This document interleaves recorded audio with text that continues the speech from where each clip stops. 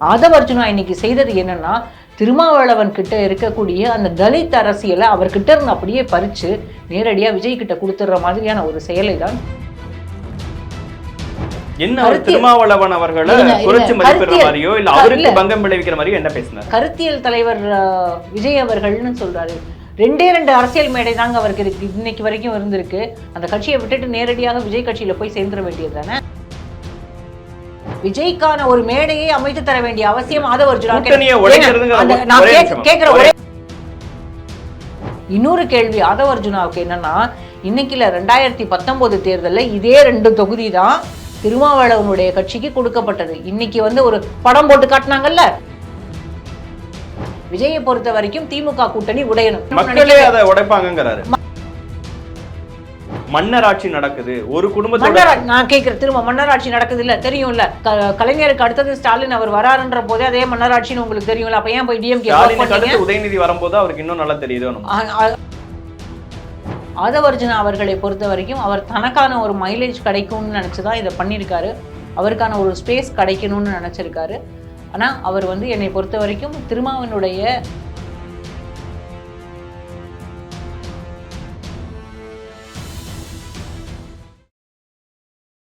வணக்கம், இது தி டிபேட். நான் தினேஷ். சிறப்பு நேர்காணலில் இன்று நம்மோடு இணைந்திருப்பவர் மூத்த பத்திரிகையாளர் திருமிகு லட்சுமி சுப்பிரமணியன் அவர். வணக்கம். வணக்கம். விகடன் சார்பாக ஒரு நிகழ்வு, ஒரு நூல் வெளியீட்டு விழா நடத்தப்பட்டது. அம்பேத்கர் குறித்த ஒரு நூல் வெளியீட்டு விழா. எல்லாருக்குமான தலைவர் அம்பேத்கர். அந்த நிகழ்வை நீங்களும் ஃபுல்லா பார்த்தீங்க. நிகழ்வுல ஆதவர்ஜுனா அவர்கள் பேசியது, விஜய் அவர்கள் பேசியது இரண்டுமே மிகப்பெரிய அரசியல் அதிர்வலைகளை ஏற்படுத்தியிருக்கு. ஆதவர்ஜுனா அவர்கள் பேச்சிலிருந்து ஆரம்பிக்கணும்னு நினைக்கிறேன். தமிழ்நாட்டில் மன்னராட்சி ஒழிக்கப்பட வேண்டும், 2026 அந்த விஷயம் நடக்கணும். விஜய் அவர்களுக்கு அச்சப்பட்டு தான் தமிழ்நாட்டின் அமைச்சர்கள்லாம் இன்னைக்கு அம்பேத்கருக்கு மரியாதை செலுத்தியிருக்காங்கன்னு திமுகவை டிரெக்டா அட்டாக் பண்ணி பல்வேறு விஷயங்கள பேசுறாரு. எந்த விஷயம் நடந்துடக்கூடாதுன்னு திருமாவளவன் தவிர்த்தாரோ அந்த விஷயம் நடந்திருக்கா? இன்னைக்கு இந்த நிகழ்ச்சியை ஒருங்கிணைத்தது ஆதவர்ஜுனா தான். Vikatan and voice of commons, அதாவது விகடனுடைய புத்தகம் தான். அதுல மூலக்கட்டுரையே, முதல் கட்டுரை எழுதியிருக்கிறதே திருமாவளவன் தான். இன்னைக்கு தமிழ்நாட்டில் அல்லது இந்தியா முழுமைக்கும் அம்பேத்கரை முழுமையாக படித்த ஒரு அரசியல் தலைவர் அல்லது அம்பேத்கரனுடைய கருத்துக்களையும் அவர் செயல்படுத்தணும்னு நினைச்ச எல்லா விஷயங்களையும் முழுமையாக உள்வாங்கிய ஒரு அரசியல் தலைவர் இந்தியா முழுமைக்கும் இருக்க முடியுமானால் அது திருமாவளவன் மட்டும்தான். திருமாவளவனை தாண்டி இந்த புத்தகத்தை வெளியிடுவதற்கோ எழுதுவதற்கோ யாருக்கும் எந்த தகுதியும் இருக்க முடியாது. அப்போ முதல்ல அவரோட சாய்ஸ், அதாவது ஆதவர்ஜுனாவுடைய சாய்ஸ், இதை விஜயை வச்சு வெளியிடணும்னு நினைச்சதே மிகப்பெரிய அரசியல். இது இந்த அரசியலை நான் எப்படி புரிஞ்சுக்கிறேன் அப்படின்னா, இந்தியா முழுமைக்கும் தலித்துகளுக்கான ஒரு முகமாக எல்லா ஸ்டேட்ஸ்லயும் நீங்க பாத்தீங்கன்னா அந்த தலித் ஃபேஸஸ் இருந்திருப்பாங்க. ஒரு ஸ்டேட்லயும் அந்த தலித்கான பார்ட்டிஸ் பெரிய அளவுல எல்லா இடங்கள்லையுமே நீர்த்து போயிடுச்சு. ஆனால் தமிழ்நாட்டில் மட்டுமே அந்த கொள்கை பிடிப்போட, அந்த கட்டமைப்போட ஒரு சில தொகுதிகளில் மட்டும்தான் அவருக்கு கட்டமைப்பு இருக்குன்னு நீங்கள் சொல்லலாம். ஆனால் அவருக்குன்னு ஒரு ஓட் பேங்க் இருக்கு. திருமாவளவன் இன்னைக்கு நேற்று கிடையாது, 99லேருந்து அவரை நான் நேரடியாக களத்தில் அரசியல்வாதியாக அவர் ஒவ்வொரு முறையும், அதாவது மூப்பனாரோடு இருந்த காலத்திலிருந்து அதற்கு முன்பு இருந்தே அவரை நேரடியாக பார்த்துட்டு இருக்க. அவர் படிப்படியாக உயர்ந்து வந்தார். அதாவது தலித்துகளை அதிகாரப்படுத்தணும், பட்டியலின மக்களை அதிகாரப்படுத்தணும் அப்படிங்கிற ஒரு எண்ணம் தான் அவருக்கு. நீங்க அதிகாரப்படுத்தணும் அப்படின்னா நீங்க தனியா தானே கட்சியை வச்சிருக்கணும், நீங்க தனியா தானே இருக்கணும்ன்றது காமன் சென்ஸோட கேட்கக்கூடிய கொஸ்டின் இல்லை. அப்போ ஆதவர்ஜுனா இன்னைக்கு செய்தது என்னன்னா, திருமாவளவன் கிட்ட இருக்கக்கூடிய அந்த தலித் அரசியலை அவர்கிட்ட இருந்து அப்படியே பறிச்சு நேரடியா விஜய் கிட்ட கொடுத்துடுற மாதிரியான ஒரு செயலை தான் செய்திருக்கிறார். என்ன திருமாவளவன் அவர்களை குறைச்சு மதிப்பிடுற மாதிரியோ இல்ல அவருக்கு பங்கம் விளைவிக்கிற மாதிரியோ என்ன பேசினார்? இல்ல, கருத்தியல் தலைவர் விஜய் அவர்கள்னு சொல்றாரு. திருமாவளவனை விட கருத்தியல் தலைவர் ஒருத்தர் அவரால் ஃபாலோ பண்ண முடியுமா? அப்ப ஏன் நீங்க இன்னும் இந்த கட்சியில இருக்கீங்க? அந்த கட்சியை விட்டுட்டு நேரடியாக விஜய் கட்சியில போய் சேர்ந்துட வேண்டியது தானே. விஜய் தான் இன்னைக்கு கருத்தியல் தலைவர்னா, ரெண்டே அரசியல் மேடை தாங்க அவருக்கு இருக்கு, இன்னைக்கு வரைக்கும் இருந்திருக்கு. முதல் அவருடைய மாநாட்டு மேடை, ரெண்டாவது இன்னைக்கு கிடைச்ச விகடன் பிரசுரத்துடைய மேடை. இது அரசியல் மேடை கிடையாது. இருங்க ஒரு நிமிஷம். இந்த அரசியல் எல்லாத்தையும் ஒதுக்கி வச்சுட்டு இன்னைக்கு அந்த நிகழ்ச்சியில 2 பேர் பேசினது, ஒன்னு டெல்டும்டே பேசினது, இன்னொன்னு சந்துரு பேசினது. சந்துரு பேசினது முழுக்க ஜஸ்டிஸ் சந்துரு பேசினது முழுக்க மக்கள் பின்பற்ற வேண்டிய ஒரு விஷயம். அதாவது நீங்க கான்ஸ்டிடியூஷனை முதல்ல நீங்க வந்து எல்லாருமே உள்வாங்கிக்கிங்க. கான்ஸ்டிடியூஷன் படி நடக்க வேண்டிய ஒரு கட்டாயம் இருக்கிறது. அதனாலதான் ராகுல் காந்தி அதை காட்டுகிறார். ராகுல் காந்தினால இன்னைக்கு வந்து வித்து இருக்கு அப்படின்னு சொல்றாரு. அந்த 1.5 லட்சம் பேரும் இன்னைக்கு அந்த புத்தகத்தை படிச்சாங்களா, அதுல இருக்கக்கூடிய பிரிவுகள் எல்லாமே எல்லாருக்கும் தெரியுமாங்கிறது தெரியாது. ஆனா எஜுகேட் பண்ணணும்னு நினைக்கிறார். அதை வந்து விஜய் செய்யல. இருக்கக்கூடிய அந்த சிஸ்டமை அல்ல அந்த செட்டப்பை உடைக்கணும்னு நினைக்கிறார் விஜய். விஜயை பொறுத்த வரைக்கும் திமுக கூட்டணி உடையணும். திமுக கூட்டணி உடையணும் மக்களே மைனஸ் பண்றாங்க. அதை வந்து எலெக்ஷன் வரும்போது அதை பேசுவாங்க. இப்போ அதை உடைக்கணும்னு நினைக்கிறது யார்? திமுக கூட்டணி உடைஞ்சாதான் வெற்றி கிடைக்கும் நினைக்கக்கூடியது யார்? அது அரசியல்ல திமுகவை தோற்கடிக்கணும்னு நினைக்கிற எல்லாருமே பண்ணுவாங்க. ஆமா, யார் நினைக்கிறாங்க அரசியல்ல திமுக கூட்டணியை தோற்க வேண்டும் என்பது தோற்கணும்னு நினைக்கிறது யாருன்னு சொல்லுங்க. திமுகவுக்கு எதிராக திமுக தோற்க வேண்டும்னு நிக்கிற எல்லாருமே பண்ணுவாங்க. ஒண்ணு அதிமுக மெயினா பண்ணும், பாஜக பண்ணும், புதுசா கட்சி ஆரம்பிக்கிற விஜய் பண்ணுவாரு, இவன் நாம் தமிழர் பண்ணலாம், எல்லாருமே பண்ணலாம். நீங்க வந்துட்டீங்கல்ல, இப்போ புதுசா நீங்க எல்லாருமே பண்ணுவாங்கன்னு சொல்ல வேண்டாம். அதிமுக பண்ணும்போது திமுக அதிமுக அது இருதுருவ அரசியல். நம்ம வந்து அதை ஏத்துக்க முடியும். இன்னொருத்தர் யாரோடது? யார் வந்து இந்த கூட்டணி உடையணும்னு ஆரம்பத்துல இருந்தே கூட்டணிக்கு எதிரான பேச்சுக்களை பேசிட்டு வர்றது யாரு? பிஜேபி. அப்போ இங்க வந்து உடனே நான் என்னைய சங்கீன் நீங்க பிராண்ட் பண்ணிடுறீங்கன்னு அவர் சொல்றாரு. இங்க சங்கீன் பிராண்ட் பண்ண வேண்டிய அவசியமே கிடையாது. இப்ப நீங்க சொல்றது குறிப்பிடுறது ஆதவர்ஜுனா பத்தி பேசுறீங்களா? ஆதவர்ஜுனா விஜய் 2 பேருமே அதான் செய்யறாங்க. விஜய்க்கான ஒரு மேடையை அமைத்து தர வேண்டிய அவசியம் ஆதவர்ஜுனா கேக்குற ஒரே ஒரு விஷயம். வாய்ஸ் ஆஃப் காமன்ஸ் உடைக்கிறதுங்கிற ஒரு டோன்னா, அப்ப தலித்துகளுக்கு ரெப்ரசன்டேஷன் கொடுங்க, விசிகாவுக்கு அதிக ரெப்ரசன்டேஷன் கொடுங்க, அவங்களுக்கு கூட்டணி ஆட்சியில பங்கு கொடுங்கன்னு பேசுறது அந்த கட்சியின் துணை ஆரம்பத்துல எல்லாத்தையும் பேசிட்டாருங்க. இதுக்கு முன்னாலேயே அதை பேசிட்டாரு. திரும்ப அது என்னுடைய கருத்து அல்ல, அது அவருடைய கருத்துன்னு சொல்லியும் மறுத்துட்டாரு. அதாவது அவர் கேட்கக்கூடியது என்னன்னா, பொது தொகுதிகள்ல எங்களுக்கு நீங்க கண்டெஸ்ட் பண்றதுக்கு வாய்ப்பு கொடுங்கன்னு கேட்கிறாரு. நீங்க கேட்கக்கூடியது ஒரு நியாயமான கேள்வி. அது வந்து கூட்டணிக்குள்ள, அதாவது கூட்டணி விவாதங்கள் நடக்கும்போது நீங்க கேட்கணும். இன்னொரு கேள்வி ஆதவர்ஜுனாவுக்கு என்னன்னா, இன்னைக்குல 2019 தேர்தல்ல இதே 2 தொகுதி தான் திருமாவளவனுடைய கட்சிக்கு கொடுக்கப்பட்டது. இன்னைக்கு வந்து ஒரு படம் போட்டு காட்டினாங்கல்ல, ஒரு ஆவணப்படம். அந்த ஆவணப்படம் யாரெல்லாம் பத்தி இருந்தது? ஒண்ணு வந்து விகடனை பத்தி இருந்தது, இன்னொன்னு ஆதவர்ஜுனாவுடைய பயணத்தை பற்றி இருந்தது. அதுல வந்து அவர் என்ன சொன்னாரு? டிஎம்கேவோட ஸ்ட்ராட்டஜிஸ்டா நான் ஒர்க் பண்ணிருக்கேன்னு சொன்னார்ல. 2019 தேர்தலில் அந்த கூட்டணிக்கு யார் யாருக்கு என்ன தொகுதின்னு முடிவு பண்ணும்போது நீங்க தானே ஸ்ட்ராட்டஜி டீம்ல இருந்தீங்க. அன்னைக்கு பொது தொகுதியை திருமாவுக்கு கொடுக்கணும்னு ஏன் நீங்க பேசல? ஸ்ட்ராட்டஜிஸ்ட் கூட்டணி டிசைட் பண்ற இடத்துல எல்லாம் இருப்பாங்களா? இவங்க தான் ஜெயிக்க வைக்கணும்னா அதுக்கு ஒர்க் பண்ணுவாங்க. அதுக்கு ஸ்ட்ராட்டஜி டீம் எல்லா விதமான ஆலோசனைகளையும், கன்சல்டேஷன் எல்லாமே நீங்க தானே கொடுக்குறீங்க. ஆலோசனைகள் எல்லாமே கொடுத்துருப்பாங்கல்ல. அப்ப திருமாவுக்கு பொது தொகுதி கொடுங்கன்னு அன்னைக்கு நீங்க சொல்லியிருக்கலாமே, ஏன் சொல்லல? 2021 தேர்தலில் நீங்க சொல்லியிருக்கலாமே. 2021 தேர்தலில் நீங்க நின்னாங்க, பொது தொகுதியில நின்னாங்க. இன்னும் அதிகமான தொகுதிகள் கொடுத்துருக்கணும்னு சொல்லியிருக்கலாம்ல, ஏன் நீங்க சொல்லல? நீங்க 2024 தேர்தலில் தனக்கும் ஒரு தொகுதி வேணும், தானும் போட்டியிடணும்னு நினைச்சார் ஆதவர்ஜுன். அதற்கான வாய்ப்பை திருமாவும் கொடுக்கல, திமுகவும் கொடுக்கல. பேசின கருத்துக்கள் என்ன தப்பா இருக்குன்னு கேட்கிறேன். நான் திரும்பவும் சொல்றேன், பொது தொகுதியில கண்டெஸ்ட் பண்ணணும்னு கேட்கறதுல வேங்கை வயலுக்கு ஒரு கான்ஸ்டபிள் நினைச்சா தீர்வு கிடைச்சிரும். ஆனா இன்னைக்கு வரைக்கும் பண்ண மாட்டாங்க. மதம் சார்ந்து எப்படி நம்ம வந்து ஒரு விஷயத்தை அணுகி பாஜகவை திட்டமோ அப்படி சாதி ரீதியிலான தாக்குதல், அதாவது வேங்கை வயலுக்கான எந்த தீர்வும் கிடைக்கல அப்படின்றத இவரை விட அதிகமா அழுத்தம் கொடுத்து பேச வேண்டிய இடத்தில் இருக்கக்கூடியவர் திருமா. இவர் திருமாவை பேச வைக்க வேண்டும். நீங்க பேசுங்க, கூட்டணியில தான் இருக்கீங்க, நேரடியாக நம்ம பேசணும், நீங்க போய் பேசுங்கன்னு திருமாவை பேச வச்சிருக்கணும்.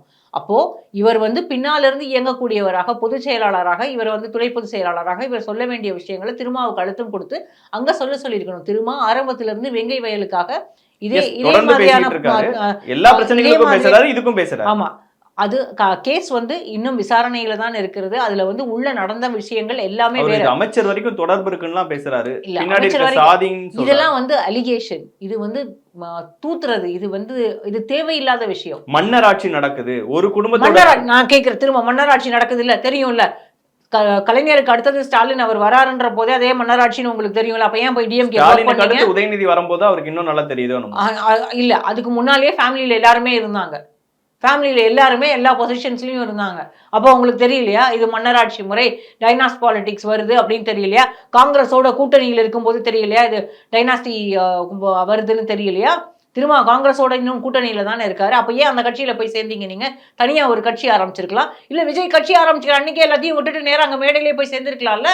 விழுப்புரத்துல இந்த மேடையில போய் விஜயோட உங்களோட நான் சேர்ந்துக்கிறேன், உங்கள்ட்ட மன்னராட்சி கிடையாது, நீங்க அடுத்தது உங்க வாரிசுக்கு கொடுக்க மாட்டீங்க, உங்க அப்பா வழியில நீங்க வரல, அதனால நீங்க சினிமாவுக்கு நீங்க வரல, நீங்க தன்னால சினிமாவுக்கு வந்தீங்க, நீங்க வாரிசா வரல, உங்களோட நான் கை கோர்த்துக்கிறேன்னு போய் அங்கேயே நின்று இருக்கலாமே.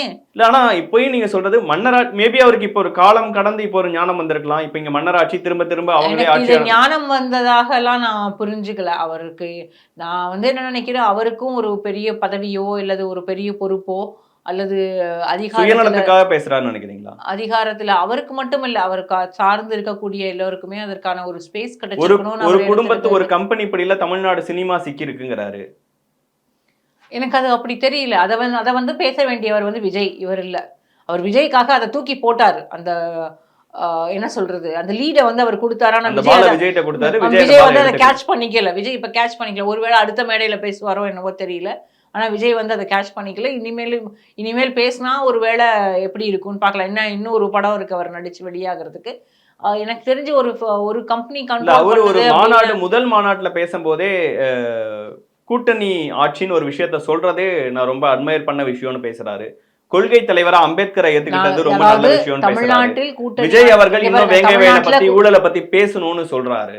தமிழ்நாட்டுல கூட்டணி ஆட்சி முன்னால இருந்திருக்கு. மத்தியிலையும் அதாவது ஒன்றியத்திலையும் கூட்டணி ஆட்சி முன்னால இருந்திருக்கு. அந்த கூட்டணி ஆட்சியில் பங்கு வகித்தவர்கள் காங்கிரஸினுடைய அந்த கூட்டணியில பங்கு வகித்தவர்கள் இன்னைக்கு தமிழ்நாட்டில் இருக்கக்கூடிய எல்லா பிரதான கட்சிகளும் அதுல இருக்கிறாங்க. இன்னைக்கும் அவங்க வந்து ஒரு கூட்டணியை கட்டமைத்திருக்கிறார்கள்.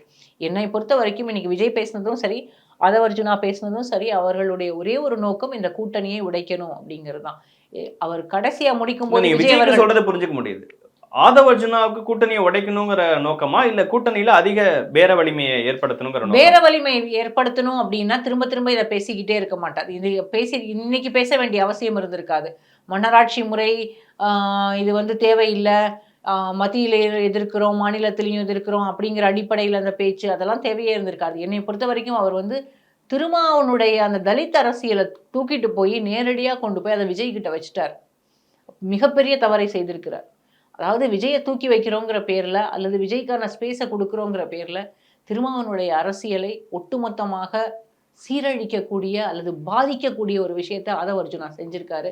இது வந்து இந்த நிகழ்வு முடிஞ்சதுக்கு பிறகு ஒரு செய்தியாளர் சந்திப்பை திருமாவளவன் நடத்துறாரு. அதுலயும் அவர்கிட்ட விளக்கம் கேட்கப்படும், நிர்வாகிகள் சேர்ந்து முடிவெடுப்பேன் அப்படின்னு சொல்றாரு. இதற்கு முன்னாடி ஆதவர்ஜுனா பேசுனது பெரிய சர்ச்சையாகும் பட்சத்துல அப்பையும் சொன்னது, எங்க நிர்வாகிகளை கூப்பிட்டு நாங்க என்னன்னு பேசுறோம், விளக்கம் கேட்கிறோம் சொல்லியிருந்தாரு. திருமா வந்து ஒரு அருமையான ஒரு லீடர்னு நான் சொல்லுவேன். எப்போதுமே வந்து அந்த லீடருக்குன்னு ஒரு குவாலிட்டி இருக்கு. நீங்க உடனடியாக எல்லாருமேலேயும் ஒரு பெரிய நீங்களும் இன்னைக்கு ஒரு யூடியூப் சேனல்லையோ இல்லை ஒரு டிவி டிபேட்லயோ உட்காந்து பேசுற மாதிரி எல்லா விஷயங்களையும் எடுத்தோம் கவுத்தோன்னு முடிவு பண்ணிட முடியாது. அவருக்கான லாங் ரோப் கொடுக்குறாரு, ஆதவர்ஜுனாக்கான ஸ்பேஸையும் கொடுக்குறாரு. அதை வந்து இவர் சரியா பயன்படுத்திக்கிறாரா இல்லையா அப்படின்றது எனக்கு தெரியல. ஆனால் ஆதவர்ஜுனாவை பொறுத்த வரைக்கும் திருமாவுக்கான அந்த ஸ்பேஸ் இருக்கணும், தமிழ்நாட்டு அரசியல்ல அவர் இருக்கணும், அது அவர்தான் தலித்துகளினுடைய முகமாக அல்லது ஒடுக்கப்பட்டவர்களுடைய முகமாக இருக்க முடியும் அப்படின்னு ஆதவர்ஜுன் நினைச்சார். அப்படின்னா இந்த இப்ப இருக்கக்கூடிய இந்த ஈக்குவேஷன்ஸ் எதையுமே டிஸ்டர்ப் பண்ணக்கூடாதுன்னு நான் நினைக்கிறேன். விஜய் அவர்கள் ஒரு 12 நிமிஷம் பேசுறாரு. இல்ல, விஜய் கடைசியில இன்னொரு பேசுறாரு. 200 என்கிற இருமாப்பு போன எலெக்ஷன்லயே, அதாவது 2021 தேர்தலையே அவங்க பிரசாந்த் கிஷோர் போன்ற ஆட்கள், இன்னும் ஆதவர்ஜுனா போன்ற ஆட்கள் கூட இருந்துமே கூட திமுகவினுடைய கணக்கு கிட்டத்தட்ட 170 180 தொகுதிகள் வெற்றி பெற முடியும் அப்படிங்கிறது தான் அவங்களுக்கு கடைசியில அவங்களுக்கு ஃபைனலா அவங்க எலெக்ஷன் கேம்பெயின் முடியும் போது 2021 அவங்க முடிவு செய்துகிட்டது. அதே போல இப்போ ஒவ்வொரு கட்சிக்கும் இன்னைக்கு அதிமுகவுக்கும் வந்து அவங்க கீழே நிறைய இடங்கள்ல சர்வே நடத்தி இருப்பாங்க. எப்படி வந்து நமக்கு வெற்றி பெற முடியும், யாரு வேட்பாளராக இருக்க முடியும், என்னென்ன வியூகங்களை வகுக்கணும், எல்லாமே எல்லா அரசியல் கட்சிகளும் தேர்தலுக்கு ஒவ்வொரு நாளும் அவங்களுக்கு தேர்தல் தான், அப்படிதான் அவங்க ஒர்க் பண்ணிட்டு இருப்பாங்க. அதே போலதான் திமுகவினுடைய கூட்டணி கட்சிகளும் அதே போன்றது ஒரு சூழல் தான். திருமாவை பொறுத்த வரைக்கும் இந்த கூட்டணியை இன்னைக்கு உடைச்சிட்டு 2026 தேர்தலில் வெளியில வந்துடலாம். அது வந்து ஒரு பெரிய சிக்கலாக அவருக்கு இருக்காது. இந்த தேர்தலில் வந்து வெற்றி பெறலனாலும் எம்எல்ஏ இல்லைனாலும் அவருக்கு ஒரு பெரிய விஷயமா இருக்காது. அதுக்கு அடுத்து வரக்கூடிய லோக்கல் பாடி எலெக்ஷன்ஸ்ல தோத்து போனாலும் ஒரு பெரிய விஷயமா இல்லாம இருக்கலாம். திமுகவை பொறுத்த வரைக்கும் இந்த தேர்தல் தோல்வி அப்படிங்கிறது அவங்களுக்கு ஒரு பெரிய அட்வான்டேஜா தான் இருக்கும். ஏன்னா தேர்தல் தோல்வின்ற போது அவங்க இன்னும் வந்து அவங்களுடைய அடுத்த தலைவரை அவங்களால இன்னும் ஷேப்பப் பண்ண முடியும். அவருக்கான ஸ்பேஸை வந்து எதிர்க்கட்சி வரிசையிலிருந்து அரசியல் கற்றுக்கொள்வது வேறு, ஆளுங்கட்சியாக இருந்து அரசியல் செய்வது வேறு. அப்போ டிஎம்கேக்கு பவர் இல்லாமல் இருக்கிறது ஒரு பெரிய விஷயம் கிடையாது. ஏன்னா ஏற்கனவே எத்தனையோ காலம் பவர்ல இல்லாமல் இருந்திருக்காங்க, எதிர்கட்சியாகவும் இருந்திருக்கிறாங்க. இன்னும் சொல்ல போனா எதிர்கட்சியாக இல்லாத காலங்கள் கூட இருந்திருக்கிறது. சொல்லுங்க, 91, 96 அவங்களுக்கு 91, 96 2 எம்எல்ஏ தாங்க. விஜயகாந்த் அவர்கள் இருக்கும்போது எதிர்கட்சி தலைவர் விஜயகாந்த். 2011, 16 வந்து விஜயகாந்த் தான் எதிர்கட்சி தலைவர். திமுக வந்து அடுத்த இடத்துல தான். அதனால திமுகவுக்கு தோல்வி என்பது ஒரு பெரிய விஷயமாக இருக்காது. ஆனா விஜய் வந்து அவர் வந்து இந்த 2 ஸ்பீச் தான் இப்ப வரைக்கும். இந்த 2 ஸ்பீச்சுமே ரொம்ப நல்லா இருந்திருக்கு, இல்லைன்னு நான் சொல்ல மாட்டேன். முதல்ல விழுப்புரம் மாநாட்டில் அவர் பேசினது அதுவும் எலக்ட்ரிஃபையிங்காக தான் இருந்தது. இன்னைக்கு அந்த கூட்ட அரங்கு அவர் பேசினது கிட்டத்தட்ட 10-12 நிமிஷம் அப்படின்னாலும் அவர் பேசினதை எல்லாரும் ரிசீவ் பண்ணது, அதுக்கான இமீடியட் ரெஸ்பான்ஸ், இது எல்லாமே ரொம்ப நல்லா இருந்தது, எலக்ட்ரிஃபையிங்காக இருந்தது. அதை நான் வந்து இல்லைன்னே சொல்ல மாட்டேன். விஜய் வந்து யாரை எதிர்த்து பேசணுமோ அதை வந்து அவர் கரெக்டாக செஞ்சுட்டாரு. டிஎம்கே தான் என்னுடைய அரசியல் எதிரின்னு சொன்னாரு, அதனால திமுகவுக்கு எதிராக பேசிட்டாரு. ஆனா இன்னைக்கு இருக்கிற சூழல்ல அம்பேத்கர் அப்படின்னு ஆரம்பிக்கிறாரு, ஒன்றிய அரசுங்கிற வார்த்தை இன்னைக்கும் பயன்படுத்துறாரு. ஒரு நல்ல அரசு அமைஞ்சாவே இங்க வந்து பாதிப்புகள் இல்லாம இருக்கும், அதை உணர்வு பூர்வமா செய்யணும், ஒரு நல்ல அரசு அமையணுங்கிறதா என்னுடைய விருப்பம் அப்படின்னு சொல்றாரு. அந்த விஷயங்கள்லாம் பண்றாரு. நீங்களே குறிப்பிட்ட மாதிரி 200 தொகுதிங்கிற இருமா போட அப்படின்னு ஆரம்பிச்சு கூட்டணியால மட்டுமே ஜெயிக்கக்கூடிய கட்சியின் இந்த கூட்டணியை மக்களே உடைப்பாங்க அப்படிங்கிறார். மக்களே உடைக்கணும் அப்படின்னு மக்களே மைனஸ் பண்ணுவாங்க அவர் சொன்ன வார்த்தை. மக்களே, அதாவது இந்த கூட்டணி கணக்குகளை மக்களே மைனஸ் ஆக்கிடுவாங்க அப்படின்ற 2026. 2026க்கு இன்னும் நேரம் இருக்கு. அவர் இனி அடுத்தடுத்த மேடைகள்ல விஜய் அவர்கள் வந்து பேசட்டும், இன்னும் திமுகவுக்கு எதிராக பேசட்டும். இப்போ வந்து விஜய் பேச என்ன ஆகுதுன்னா, அதிமுகவோட ஸ்பேஸும் பிஜேபியோட ஸ்பேஸும் கரைய ஆரம்பிச்சிருது. இதுதான் இங்க இருக்கக்கூடிய பெரிய அரசியல். ஸோ டிஎம்கே வர்சஸ் விஜய் நாங்கள் கொண்டு போய் நிறுத்தி, திமுகவை பொறுத்த வரைக்கும் விஜயை அவங்களோட பொலிட்டிக்கல் ஆப்பனண்டா அவங்க எடுத்துக்க மாட்டாங்கன்னு நான் நினைக்கிறேன். ஏடிஎம்கே தான் அவங்களுக்கான பொலிட்டிக்கல் ஆப்பனண்ட். சம்பிரதாய அரசியல் பண்றாங்க. இந்த சம்பிரதாய மக்கள் பிரச்சனைனா நான் மக்களோட நிக்கிறேன்னு சும்மா சொல்லிக்கிட்டு அறிக்கை கொடுத்துக்கிட்டு மழை தண்ணியில நின்று போட்டோ ஷூட் பண்ணிக்கிட்டு அப்படிங்கிற விஷயத்த சொல்றாரு. அதெல்லாம் எனக்கு விருப்பம் இல்லை, ஆனாலும் என்ன பண்றதுன்னு சில விஷயங்களை பண்ணி. மழை தண்ணியில நின்று போட்டோ எடுக்க வேணாங்க. ஆனா விழுப்புரத்துல வெள்ளம் வந்தோன்னா அங்க இருக்க மக்களை கூட்டிட்டு வந்து பனையூர்ல பங்களாவில் உட்கார வச்சு அங்கே ஏங்க போட்டோ எடுத்தீங்க? நீங்க வந்து எல்லாருக்கும் இதெல்லாம் கொடுக்குறீங்க, நிவாரணம் எல்லாம் கொடுக்குறீங்க, நிவாரணத்துக்கு எதுக்கு ஃபோட்டோ எடுக்கணும்? மக்களுக்கு உதவ தானே செய்றீங்க, ஏன் ஃபோட்டோ எடுக்கணும்? அது எதுக்கு ஃபோட்டோ எடுத்து ட்வீட் போட்டு அதை எதுக்கு எல்லாருக்கும் ஷேர் பண்ணணும்? என்ன பண்றது, நம்மளும் இந்த மாதிரி சில விஷயங்கள் செய்ய வேண்டி இருக்கே, தவிர்க்க முடியாத சூழல். இதே மாதிரி தான் அன்னைக்கு விழுப்புரம் மாநாட்டில் பேசும்போது அவர்களே இதெல்லாம் சொல்லணுமா, இந்த சம்பிரதாய அரசியலை நான் செய்ய மாட்டேன், இந்த சம்பிரதாயம் எதுவும் எனக்கு வேண்டாம், இந்த அவர்களே அப்படிங்கிறது வந்து அப்படி பேசுறது திராவிடத்தினுடைய ஒரு முதல் ஸ்டெப். ஏன் வந்து அதை செஞ்சாங்க அப்படின்னா, இந்த மேடையில் உட்கார்ந்துருக்கவங்க எல்லாருமே எங்களுக்கு சமம், நான் தான் தலைவர் அப்படிங்கிறத தாண்டி நான் என்ன மதத்தையோ சாதியையோ சார்ந்தவராக இருந்தாலும் நீங்க இங்கே உட்கார்ந்துருக்கவங்க எல்லாருமே எனக்கு சமம். அதனாலதான் அவங்களை எல்லாரையுமே அவர்களே அழைச்சு அவங்களுக்கான மரியாதையை கொடுக்கறது, அவங்களுக்கு துண்டு போடுற கலாச்சாரத்தையும் அதனாலதான் அண்ணா கொண்டு வந்தார். இப்போ இந்த கலாச்சாரம் எதுவுமே இல்லை அப்படின்னா அந்த அந்த இதெல்லாம் எதுக்கு, எனக்கு எதுவுமே வேண்டாம், போய் ஃபோட்டோ ஷூட் நடத்த மாட்டேன், நான் யார்கிட்டையும் போய் வந்து நிற்க மாட்டேன், ஃப்ளட்ல தண்ணியில போய் நிற்க மாட்டேன். அப்போ ஏன் போன வருஷம் போய் தூத்துக்குடியில போய் எல்லாம் கொடுத்தீங்க? நீங்க இதுக்கு அதெல்லாம் ஃபோட்டோ எடுத்தாங்க போன வருஷம், ஏன் எல்லாம் வெளியில வந்து வந்தவங்க ஏதோ எடுத்துட்டாங்க, அஃபிஷியலா எடுக்கல, வந்தவங்களை ஏன் எடுக்க விட்டீங்க? யாரும் எதுவும் ஃபோட்டோ எடுக்க கூடாதுன்னு இன்னைக்கு போட்டிருந்தாங்கல்ல, ஒரு அட்டை கொடுத்தாங்கல்ல விகடன்ல, உங்களுக்கு அந்த அட்டையில போட்டிருந்தாங்கல்ல யாரும் வந்து படம் எடுக்கக்கூடாதுன்னு போட்டிருந்தாங்கல்ல, யாரும் படம் எடுக்காதீங்க, வெளியில போடக்கூடாதுன்னு. யாராவது எடுக்காம இருந்தாங்களா? நீங்க வெளியில வரும்போதே போன் எல்லாம் கன்ஃபிஸ்கேட் பண்ணிடுங்க, எல்லாத்தையும் வாங்கி வச்சுட்டு உள்ள போங்க, யாரும் போட்டோ எடுக்கக்கூடாதுன்னு சொல்லுங்க. அவரு தன்னோட பப்ளிசிட்டிக்காக வேணுங்கிற விஷயங்களை எல்லாம் செய்யறாரு. செய்துட்டு நான் வந்து போட்டோ எடுத்துக்க மாட்டேன், ஃப்ளட்ல போய் தண்ணியில நிக்கிறது வந்து பனையூர்ல தாண்டி அவர் போலேன்னு விமர்சனங்கள் வந்ததுக்கு அப்புறம் ஒரு விழா மேடைக்கு வராரு, அங்க இதை முன்வைக்கிறாரு. பனையூரை தாண்டி இன்னைக்கு இல்லைங்க, முதல்ல அந்த மாநாடு நடந்ததுக்கு பிறகு நீங்க எத்தனை இடத்துல விஜய் வெளியில பாத்தீங்க சொல்லுங்க? மாநாட்டுக்கு பிறகு ஒரே ஒரு செயற்குழு கூட்டம் நடந்தது. செயற்குழு கூட்டம் நடந்ததா? அந்த செயற்குழு கூட்டத்துல நிறைவேற்றப்பட்ட தீர்மானங்கள் எல்லாமே மாநாட்டில் நிறைவேற்றப்பட்டிருக்க வேண்டிய தீர்மானங்கள். ஒரு மாநாடுனா அதுல ரெசல்யூஷன் போடணும். அந்த ரெசல்யூஷனை வாசிப்பார் தலைவர். அதுக்கப்புறம் அது எல்லாத்தையும் ஒருத்தர் முன்மொழிவாரு, ஒருத்தர் வந்து வழிமொழிவாரு. அதுக்கப்புறம் அதை ஏற்றுப்பாங்க, அதை பாஸ் பண்ணுவாங்க, எல்லாமே இருக்கும். ஆனா அந்த மாநாட்டுக்கான எந்த விதிமுறைகளையும் பின்பற்றாமல் நடந்த ஒரு மாநாடு அது. அது பரவாயில்ல, அவரோட ஸ்டைல் அதுதான். அவர் தான் சொல்றாருல, நான் எல்லாமே ஃபார்மாலிட்டிக்காக சம்பிரதாய முறைப்படி எதையுமே செய்ய மாட்டேன் அப்படின்னு. ஆனா அவ்வளோ பெரிய உயரமான கேட் அப்படியே இழுத்து மூடிடுறாங்க. அவர் உள்ள போயிடுறாரு. அதுக்கப்புறம் வந்து செயற்குழு முடிஞ்சிருச்சு. வெளியிலே வரமாட்டேன், நான் அவ்வளோதான் பேசுவேன்.